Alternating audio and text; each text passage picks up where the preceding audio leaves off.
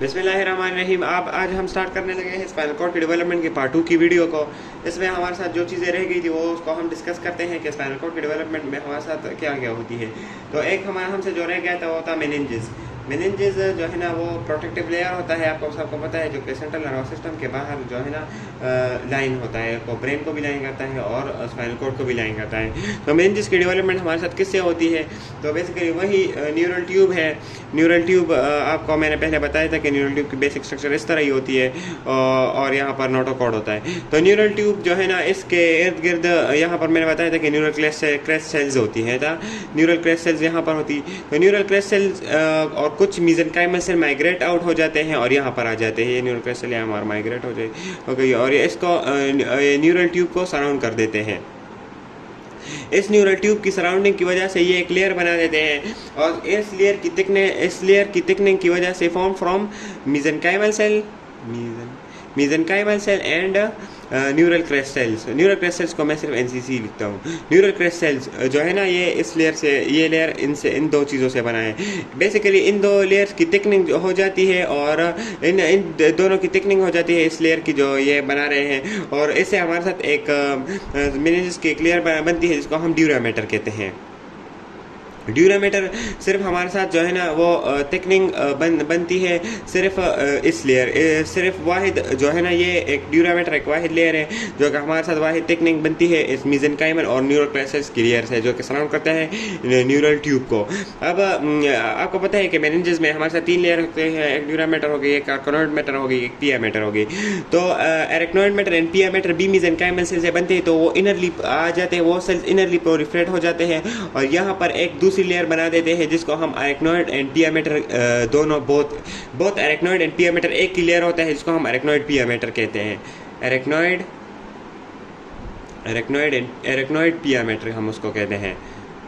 ये बेसिकली एक ही लेयर होता है, फिर बाद में ये सेपरेट आउट होता है जो हो जाता है और फिर दोनों सेपरेट लेयर बन जाती है। अब अच्छा, अब हम अरेक्नोइड मैटर को एक और दूसरा नाम देते हैं जिसको हम लेप्टोमेनिंजेस भी कहते हैं।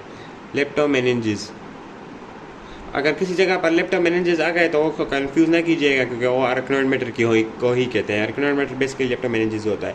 अब ये दोनों लेयर जो ये एक ही लेयर है ना, अरेक्नोइड पिया मैटर, ये हमारे साथ इनर लेयर जो है ना मेसेंकाइमल सेल्स के बनाए जो कि इनरली प्रोलिफरेट हो जाते हैं और हमारे साथ एक लेयर बना जिसको हम अरेक्नोइड पिया मैटर या लेप्टोमेनिंजेस भी कहते हैं। अब ये दोनों लेयर सेपरेट आउट हो जाते हैं और ये कुछ इस तरह हो जाता है। ये हमारे साथ न्यूरल ट्यूब था, ये हमारे साथ जो है ना न्यूरल क्रेस्ट सेल्स थी, ये हमारे साथ मेसेंकाइमल और जो है ना न्यूरल क्रेस्ट सेल्स की प्रोलिफरेशन की वजह से यहाँ पर एक लेयर बना था जो कि थिकन आउट हो जाएगा और फिर ड्यूरामीटर बन गया था। ये हमारे साथ ड्यूरामीटर थी।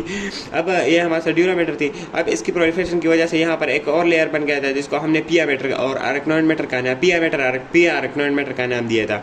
अब ये अरेक्नोइड मैटर और पिया मैटर एक दूसरे से सेपरेट आउट हो जाते हैं और यहाँ पर एक लेयर बन जाता है जो कि हम सेपरेटली पिया मैटर बन जाता है और यहाँ पर सेपरेटली जो कि पहले लेयर था उसको हम अरेक्नोइड मैटर कहते हैं। अब अरेक्नोइड मैटर और पिया मैटर के दरमियान एक स्पेस बन जाती है जिसको हम सब अरेक्नोइड स्पेस कहते हैं। सब अरेक्नोइड स्पेस कहते हैं इसको हम। यहाँ पर क्या होता है, यहाँ पर बेसिकली CSF होता है, सेरेब्रोस्पाइनल फ्लूइड, जो कि ब्रेन और स्पाइनल कॉर्ड से बनता है, जो कि अरेक्नोइड विलाई से बनता है और के वेंट्रिकल्स में होता है, उससे बनता है CSF, सेरेब्रोस्पाइनल फ्लूइड। यहाँ पर मेनिंजेस की फॉर्मिंग कंप्लीट हो गई। अब यहाँ पर स्पाइनल कॉर्ड की ग्रॉसली मैं स्ट्रक्चर बनाता हूँ, कुछ इस तरह होती है ना। ये हम कभी का पढ़ते आ रहे हैं कि पार्ट 1 की वीडियो से भी हमने डिस्कस कर लिया था कि स्पाइनल कॉर्ड की जो बेसिक ग्रॉस एनाटॉमिकल स्ट्रक्चर है वो इस तरह होती है। तो यहाँ पर एक हॉर्न निकलती है जिसको हम डोर्सल हॉर्न कहते हैं। यहाँ पर एक गेंगलिया होती है जिसको हम डोर्सल रूट गेंगलियन होती है, ये बायलेटरल होती है, यानी दोनों तरफ होती है, जिसको हम डोर्सल रूट गेंगलियन कहते हैं। बेसिकली इस डोर्सल रूट गेंगलियन को हम पढ़ेंगे कि ये किस चीज़ से बनता है और ये किस तरह होता है, ये क्या क्या फंक्शन करता है। तो न्यूरल क्रेस्ट सेल्स जो है ना यही न्यूरल क्रेस्ट सेल्स होते हैं। ये जो है ना ये एक न्यूरॉन बनाते हैं जो कि हम इसको बाइपोलर न्यूरोब्लास्ट कहते हैं। बाइपोलर इसको क्या कहते हैं? बाइपोलर न्यूरोब्लास्ट सेल कहते हैं। बाइपोलर न्यूरोब्लास्ट सेल्स कहते हैं इसको। ये बाइपोलर न्यूरोब्लास्ट सेल जो है ना इसके एक सेल बॉडी होती है और एक्सटेंशन होती है। अब ये बाइपोलर न्यूरोब्लास्ट सेल ये एक और सेल में कन्वर्ट हो जाता है जो कि हमारे साथ इसकी आखिरी फंक्शन है, आखिरी पार्ट है जिसको हम कहते हैं सूडो यूनिपोलर न्यूरॉन। ये सूडो यूनिपोलर न्यूरॉन बेसिकली क्या है, ये हमारे साथ जो है ना डोर्सल रूट गैंग्लियन या स्पाइनल गैंग्लियन की बनाने में हेल्प करते हैं। इसको हम स्पाइनल गैंग्लियन भी कहते हैं या डोर्सल रूट गैंग्लियन भी कहते हैं। और डोर्सल रूट गैंग्लियन को मैं डीआरजी लिख देता हूँ, डीआरजी या स्पाइनल गैंग्लियन कहते हैं इसको। सूडो यूनिपोलर न्यूरॉन के दो प्रोसेस होते हैं, जो एक सेंट्रल प्रोसेस होता है और एक फेरिफरल प्रोसेस होता है। सेंट्रल प्रोसेस एंड एक फेरिफरल प्रोसेस होता है। ये सेंट्रल प्रोसेस और फेरिफरल प्रोसेस क्या करते हैं, इसके दोनों अलग अलग फंक्शन है। ये बेसिकली सेल बॉडी है ना, तो ये सेल बॉडी यहाँ पर हो गई और ये इसका फेरिफरल प्रोसेस हो गया, ये सेंट्रल प्रोसेस हो गया। तो बेसिकली सेंट्रल प्रोसेस जो है ना, ये हमारे साथ स्पाइनल गैंग्लियन से एफरेंट फाइबर्स लाती है, sensory fibres towards the dorsal horn of the spinal cord, और यहाँ पर टर्मिनेट हो जाती है सेकंड ऑर्डर न्यूरॉन के थ्रू। ये हमारे साथ यहाँ पर फर्स्ट ऑर्डर न्यूरॉन की टर्मिनेशन है, ये इसको हम फर्स्ट ऑर्डर न्यूरॉन की टर्मिनेशन भी कहते हैं। ये हमारे पास फर्स्ट ऑर्डर न्यूरॉन की टर्मिनेशन पॉइंट है। जिस तरह हमने ग्रॉस एनाटॉमी में पढ़ा था कि फर्स्ट ऑर्डर न्यूरॉन होता है, सेकंड ऑर्डर न्यूरॉन होता है, थर्ड ऑर्डर न्यूरॉन होता है। फर्स्ट ऑर्डर न्यूरॉन यहाँ पर होता है, टर्मिनेट हो जाता है, यहाँ पर सेकंड ऑर्डर न्यूरॉन बन जाता है। लेकिन ये सिर्फ मेरे ख्याल में दो ट्रैक्स में होते हैं, एंटेरोलेटर स्पाइनल थैलेमिक ट्रैक्ट में होते हैं, जो कि dorsal column medial meniscal system में यहाँ पर सेकंड ऑर्डर न्यूरॉन नहीं होता, वो हमारे साथ लोअर पार्ट ऑफ मेडुला में होता है।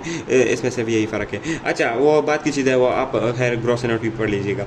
यहाँ पर डोर्सल रूट गैंग्लियन के मैंने बताया था कि फेरिफरल फाइबर्स होते हैं। तो फेरिफरल फाइबर्स क्या कहते हैं, ये सेंसरी इन्फॉर्मेशन लाते हैं हमारे साथ विसरा से, डर्माटोम से या किसी स्किन एरिया से, वहाँ से afferent फाइबर्स लाते हैं टुवर्ड्स द स्पाइनल गैंग्लियन। बस फेरिफरल प्रोसेस और सेंट्रल प्रोसेस का आप ये फंक्शन याद रखें कि ये फंक्शन होता है सेंट्रल और पेरिफेरल प्रोसेस का। बाकी आप ग्रॉस एनाटॉमी पे पढ़ेंगे। अब ये हमारे साथ जो है ना डोर्सल रूट गैंग्लियन भी कंप्लीट हो गई। अब एक और चीज़ रह गई है जो कि मोस्ट इंपॉर्टेंट है कि स्पाइनल कॉर्ड जो है ना, ये पहले फीटल लाइफ में किस तरह होता है और फिर उसके बाद एम्ब्रियोनिक लाइफ में एम्ब्रियोनिक लाइफ में किस तरह, फीटल लाइफ में किस तरह होता है और फिर एडल्ट लाइफ में किस तरह होते हैं। कि ये इस तरह नहीं होता कि ये थ्रू आउट सेम रहते हैं, ये फ़र्क होता है इसमें। अब इसके ये वर्टिब्रल कॉलम है, फॉर एग्जाम्पल आप इसको वर्टिब्रल कॉलम ही समझिएगा। ये वर्टिब्रल कॉलम है ना, ये वर्टिब्रल कॉलम है, ये मैंने वर्टिब्रल कॉलम बना दिया, ये कॉक्सिक्स है। अच्छा, स्पाइनल कॉर्ड जो है ना, ये बेसिकली फॉर एग्जांपल ये मेरे साथ L1 हो गई, ये S1 है। अच्छा नहीं, ये तो हाँ L1 हो गई।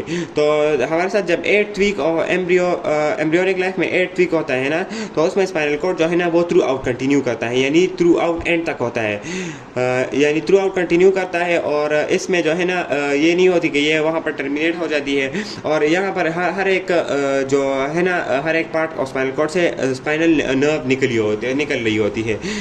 ये थ्रू आउट जो है ना लाइफ इस तरह नहीं होता, ये सिर्फ 8th वीक ऑफ एम्ब्रियो में होता है। फिर जब हमारे साथ 24th वीक तक एम्ब्रियो पहुंच जाता है तो ये स्पाइनल कॉर्ड जो है ना, ये ये छोटा नहीं होता है। वर्टिब्रल कॉलम एम्ब्रियो की ग्रोथ होती है क्रेनियोकोर्डली, तो इसकी वजह से जो है ना जो कि वर्टिब्रल कॉलम है वो बड़ा होता जाता है, और स्पाइनल कॉर्ड तो वही होता है, यानी वो उसकी डेवलपमेंट नहीं होती, तो वो छोटा होता जाता है। छोटा नहीं होता जाता है, लेकिन वर्टिब्रल कॉलम की साइज़ की बड़े होने की वजह से वो छोटा होता जाता है। अच्छा, ये फॉर एग्जांपल ये वर्टिब्रल कॉलम है और ये 24th week of spinal cord 24th week तक पहुंच गए हैं। फॉर एग्जांपल ये हमारे साथ जो है ना S1 है, पहले ये थ्रू आउट कंटिन्यू कर रहा था स्पाइनल कॉर्ड, फिर जब 24th वीक में जो है ना स्पाइनल कॉर्ड S1 तक टर्मिनेट करता है, इस वक्त S1 तक टर्मिनेट करता है, S1 तक टर्मिनेट। अच्छा, मैं एक बात भूल गया यहाँ पर कि जो termination point of spinal cord है इसको हम कॉनस मेडुलरिस कहते हैं, कॉनस मेडुलरिस कहते हैं। अच्छा, अब यहाँ पर एक और बात हो गई, स्पाइनल कॉर्ड तो छोटा हो गया है, लेकिन जो हमारे साथ मेन चीज़ है ना वो थ्रू आउट एंड तक कंटिन्यू करती है। तो यहाँ पर एक थिन सी फिलामेंट हो जाती है, बन जाती है, जिसको हम फाइलम टर्मिनल कहते हैं, जो कि सैक्रम के साथ कनेक्ट होती है इस तरह। तो ये कॉनस मेडुलरिस है, यहाँ पर 24th वीक में S1 तक ही कंटिन्यू करता है, उसके बाद ये नहीं चलता। अब फीटल लाइफ में जो है ना, ये एम्ब्रियो फीटल लाइफ जो कि बड़ा छोटों में होती है, यानी आफ्टर एम्ब्रियोनिक लाइफ जो है ना, यानी जब फीटस पैदा हो जाता है और उसमें जो है ना जो स्पाइनल कॉर्ड है वो और ऊपर आ जाता है, और तकरीबन ये फॉर एग्जांपल हमारे साथ L3 का लेवल है, तो फिर ये अपर बॉर्डर ऑफ L3 तक कंटिन्यू करता है। स्पाइनल कॉर्ड कुछ इस तरह हो जाता है और अपर बॉर्डर ऑफ L3 तक। फिर कॉनस मेडुलरिस हमारे पास टर्मिनेट कहाँ पर करता है, अपर बॉर्डर ऑफ L3 तक। ये हमारे साथ कॉनस मेडुलरिस है। अब यहाँ पर एक और बात है कि जो मेनिंजेस है वो तो मैंने बताया था कि थ्रू आउट एंड तक कंटिन्यू करती है। तो यहाँ पर एक थिन फिलामेंट पिया मेटर की कंटिन्यू हो जाती है और वो posterior part of the sacrum cottage करती है, जिसको इसको इस थिन फिलामेंट को हम क्या कहते हैं, इसको हम फाइलम टर्मिनल कहते हैं, फाइलम टर्मिनल कहते हैं। अच्छा, मैंने एक और बात बताई थी कि हमारे साथ जो है ना स्पाइनल नर्व्स निकल रही थी हर एक रूट से।